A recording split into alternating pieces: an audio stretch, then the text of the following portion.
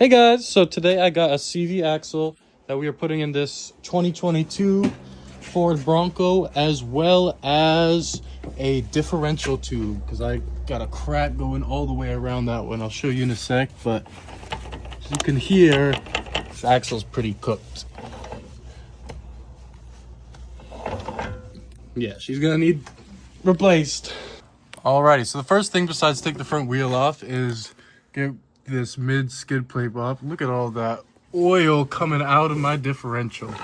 Love to see it. So it's just 15 millimeters. These front ones are slotted, so I'll pop it off and show you what's next.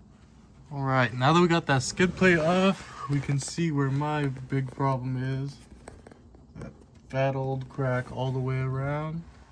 So we're gonna take that off after we get this CV out here, see what the damage is inside.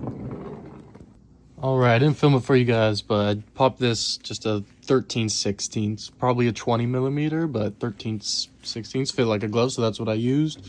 And for this upper control arm bolt here, it was an 18 millimeter. So now that I got those two popped off, I'm gonna see if I can get this axle out of here without undoing my sway bar connect and my brakes. We'll see if I'm pulling on any cables or anything over here.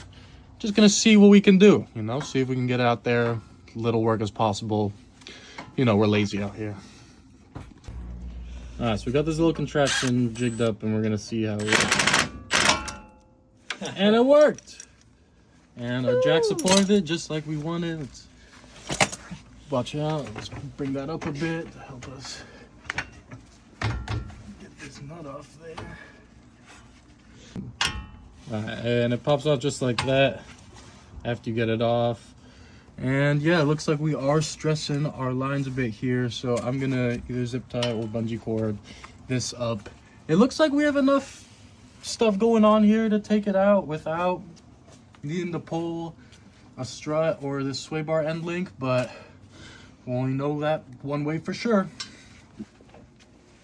Alright, I'm just gonna take this big old nut off with this 35 mil axle nut. Probably should have done this before, but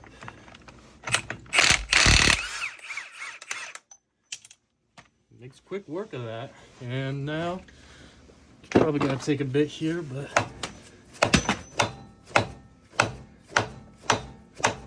we're doing bad banging on these threads, but if you were reusing yours, you should probably thread that nut on there.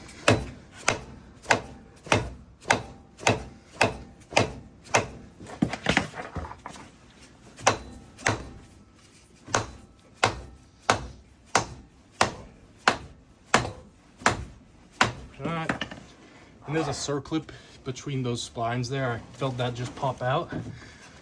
So let's see if I can muscle her out of here.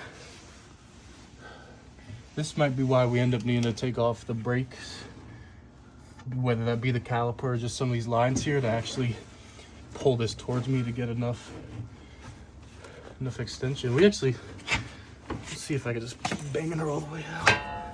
Oh yeah.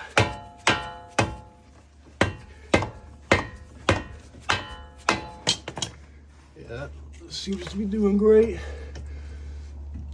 I'll get an actual pry bar and continue getting this all the way out. All right, no, I didn't get it, but I just popped it out a little bit right there. So I'm gonna continue to do that, try to work this side out. It has these really nice easy spots to stick a pry bar between, and just like that. Do you want to film? I am. Oh, perfect. Just like that. That CV axle out. Let's see if we can compress it enough to get it out. Nope. Yeah, looks like we're probably gonna have to take some brakes off or something to get us a little more. Because I'm changing this out, I could probably just take this housing off and it'll come out, but we'll go ahead and take this CV axle out the proper way by probably taking that brake off or finding space somewhere in the system.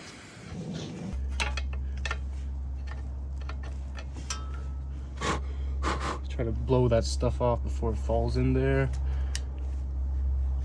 There we go. Doesn't look too caked. That O-ring's getting a little dry. You can see some rust build up on the inside there. So it's letting a little bit of water in. Try to do something to prevent that. When we put it back together, and like always, I'm gonna put this bolt right back where I got it. Brake caliper off by its slider bolts now.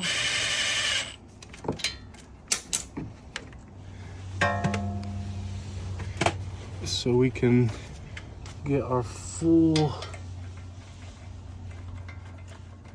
pull on the axle.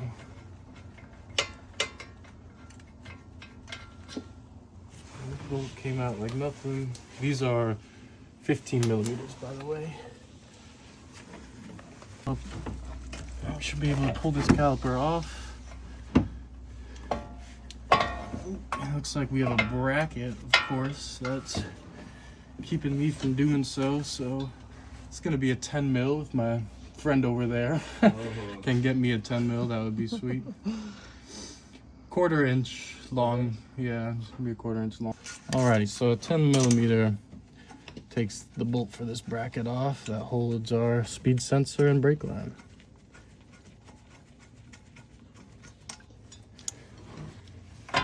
Ooh, okay, that's not ideal, but what happens happens. Just gonna get this hooked up now. Find that bolt. Where's that bracket? There it is. Just making sure all of our bolts go where they belong. Okay. Alrighty, so now I'm under it. Just gonna take off this 13 mil here, and those 4 13 mil bolts. And get a good view of that crack. I'm excited to finally see what more could be wrong. Hopefully it's nothing. Alright, I'm just filming this so y'all could see what's going on, but these bolts are coming out in a weird way. Just like that. I thought it was my ratchet snapping, but that's not what's going on. The bolts aren't getting stripped, they're rotating, but it just clinking loose. All right, we got all those bolts out. They were very weird to get out. I'm guessing it has something to do with the Loctite that's going on in there, but they squeaked out. It felt like they were breaking almost every turn. I'll try to include a little video clip. But now it's just prying on this. Jesus, just prying on this to get it until we can get this thing out. Alright, some significant progress here. Ratchet strap that side to my wall. Wouldn't recommend doing the same, but contrary to my dickhead friend's belief, it worked, so I'll take it. Alrighty. I will be reusing this seal and that bearing, so I'm going to try to get them out with the slide hammer here. Alright, so the slide hammer did not work. However, torching up this housing a bit, just being careful of this rubber and kind of prying around has got it off. So, ooh, looks like, I'm not sure what, if that's high temp silicone RTV. I'm guessing that's what that is, but I'll do some research. I'll try to match whatever silicone or sealant that is. And yeah, now I'm gonna try to get this bearing out, or this cup, I guess the bearing and then the coupler behind it. Yeah, the shaft didn't come out, so we're gonna see what trouble that causes. So the slide hammer didn't do nothing again for me, but I got this nice little tube, slammed off my jack, pounded at it from the back side, and it just pushed that coupler into it. Doesn't look like I'm marred this back up too bad. This guy was slipping off quite a bit, so I was worried about that. Want to remember numbers are going to be facing out towards me. There should be a coupler in there that I can get.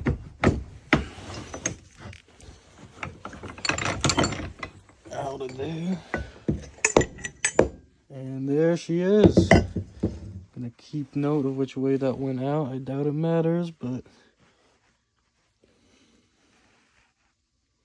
now it's just putting stuff back together, hopefully. Alrighty, so I just RTV'd this new diff tube up.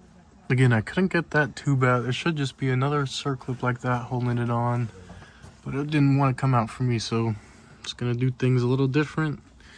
Get this tube on and hopefully not break those bolts tightening them down. Alrighty, that is the new tube all on there. Now I'm gonna have to press on that collar and then the bearing and then the seal. It's gonna be a little trickier doing it here than it would be on a bench, but I'm gonna make it work. Yeah, those bolts were a lot easier going in. I cleaned them up with a wire wheel and gave them some blue Loctite, and the torque spec on these is going to be 22 foot-pounds and then 30 degrees. So that's about what we'll do. Okay, so now that we got that back in there, torqued down, I wouldn't say I went all the way to 30 degrees. You're supposed to use new bolts. I don't believe those bolts are torqued to yield, but didn't want to find out by breaking off a bolt. So now it's time for this coupler right here, and you can see there's a groove pretty far in there, and then there's one pretty shallow, and you want to put that shallow one towards the diff side. And this deep one here is where your CV will be going. So see if I can figure out how to get this guy pressed on in there. Probably gonna squirt some 75-80 oil in there so it isn't dry when I go for first driving it. Alright, I don't know if you'll be able to tell, but it's pressed all the way in there. It really was very easy. All I had to do was slide it in and then give it a tap with this 1.5-inch rod, I think. It's the same diameter as my jack handle, so fit in there nicely. And now it's just gonna be that seal and that bearing. Alright, just pulled this bearing from the freezer, so got my torch, heating that up, cooking out all that oil. Yeah, we want to remember these numbers will be facing out towards the tire. Hopefully I can get this pressed in first try, no problem. Alright, that went in easier than expected, so I'm just tapping away at it. A little rubber mallet here for dead blow. Almost getting it flush with that inner lip right there, so I almost have it. I'm just gonna tap it a hair more and then work on getting that seal in. Okay, so you can tell I just got it flush up to that lips. Coupler is inside, so we are looking great. Now it's just time for that seal. I put a little bit of black RTV around the outside of this. Orange stuff was on it before, but this should do. Just don't want to put too much of it and get it clogged up in that bearing. So gonna get this seal on, then add some fluid in there, get everything lubed up back as it should, and then hopefully it's just popping that axle back in. Okay, this tube is all the way back in. That new seal is in. Now we're just gonna go get this 13mm bolt on there for the mount, and then pop that CV axle in after we throw some more lube in there, of course. Alrighty, so we just got that 13mm mount bolt, some juice up in there. Now we're gonna go ahead and try to get that axle in. Alright guys, we're back at it again. Just gonna uncover everything that I left. It's a new day because AutoZone fucked me and gave me the wrong part. This distance was not the same to that clip, but we're gonna get this guy in. Looks like I'm gonna have to maybe bang a few dents out. We'll see in that little dust cover, but right part, a little less beefy. Should be able to get it on and get back to business though. All right, now we're getting this back in. Kind of gotta fish it around here, unless you want to undo your sway bar end link there. And then I'm gonna get that axle side in first. It's dripping around a bit because I just added some juice.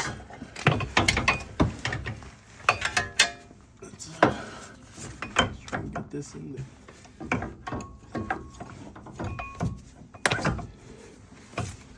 Get in there. Try to find those, that collar.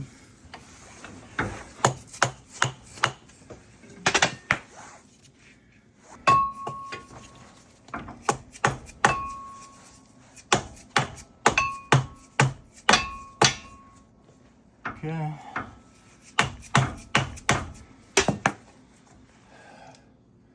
Man, Close. Oh, we're in. There I you go. just wish that seal was.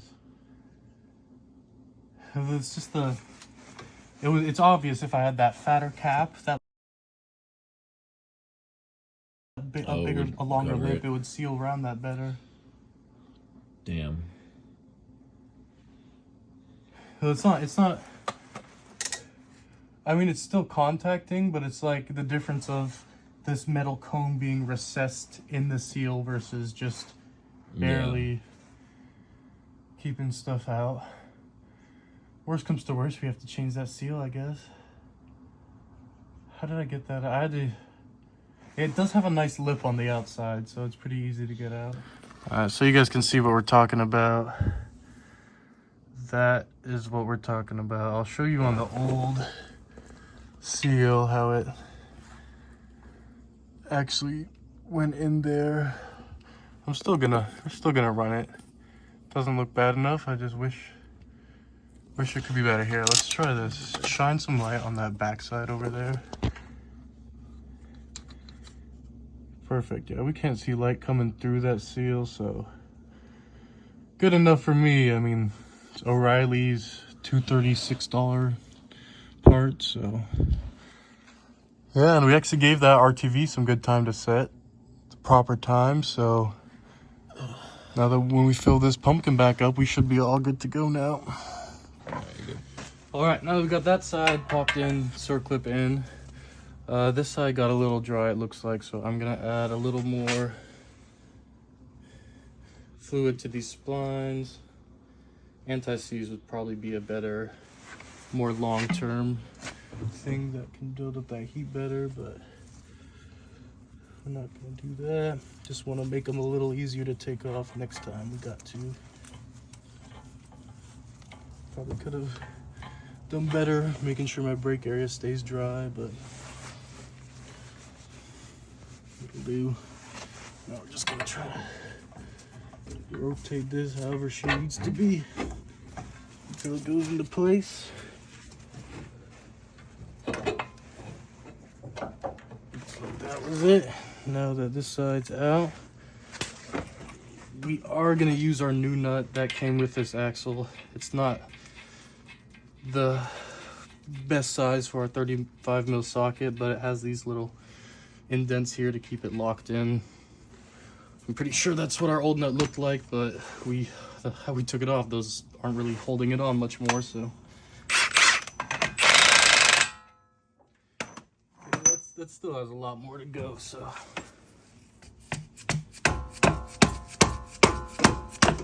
try to be kind to the boot, but still making sure that's going in. And I'm actually probably gonna just throw this upper control arm in here to help me out. Keep this thing up.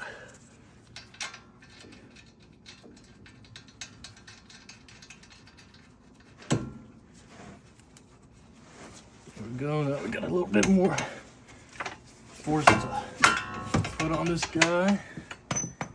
And if you want to show the back side here, we're just gonna go until that lip is seated over that metal machine surface in there that's all rusted. So just keep tapping away, keep my wheel sensor safe.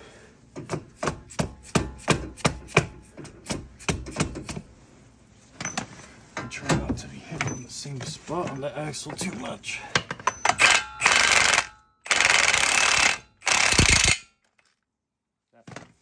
Probably just stripped it a little bit right there. Try to use the right size sockets. It's gonna be fun to take off. Now we're gonna have to even get more creative on how we're gonna torque that down too. Or just take it off and use the old one. What are we thinking? Probably that. That's probably what it will be. But that back seal is looking good, so I'm gonna throw this brake on and then fix this problem next. Sweet. Alrighty, because I took my brake out in a weird way, I started by putting some more silicone grease on that slider bolt up there, getting it in. So I clicked it in place down there. Get this bottom bolt in. And yeah, it's just gonna be tightening these guys, and I guess while you're here, I might as well show you how to get this speed sensor back in. We're gonna undo this Phillips head bolt here. Move that little plug. Then I wouldn't recommend cleaning that out unless you're gonna take the whole hub out and give it a nice clean and bath. I will, however, use some of the grease that's on my finger to moisten up that little seal that's on there. Just give her a little bit more life, and you can tell it's leaking by the rust in that hole. So and again, you just want to inspect those passageways. Look clear. So not gonna blow it out with air or anything. I think it's just a magnetic style sensor that senses some magnet in the hub spinning around, but I'm not sure. This, try to tap it down a little bit before I really crank on it with this guy. There we go, and that sensor should be in, and I'm gonna also put this bracket in as well. It just has this little protrusion that slides into that hole up there, and then 10 mil goes right under. Not doing any Loctite for those guys. I might add a little bit of red Loctite on these brake bolts because that's what was on there. A little bit of red Loctite, but yeah, after this we just gotta figure out what we want to do about this nut. Still haven't decided. Reconnect this tie rod. We're back in business. So thanks for coming along. All right, we are looking all done. I did end up getting the proper size to take that old one off, and then I kind of tapped, this is the older nut that we're using, I kind of tapped the flat spot into threads and then just sent her home with the impact. Wish they would include the same size nuts that they came off the car, but oh well, you can't ask for perfection. Got this 18 mil Titan, it was around 46 foot-pounds. I used a 13/16 for this tie rod end. That was, the torque spec is also 46 pounds. And yeah, I added some red Loctite back to these two bolts just because that's what was on there when we took them off. But yeah, that was a CV axle and housing. Now I just gotta fill up that diff and put the wheel back on, and everything should be good to go. Thanks for coming along for the ride.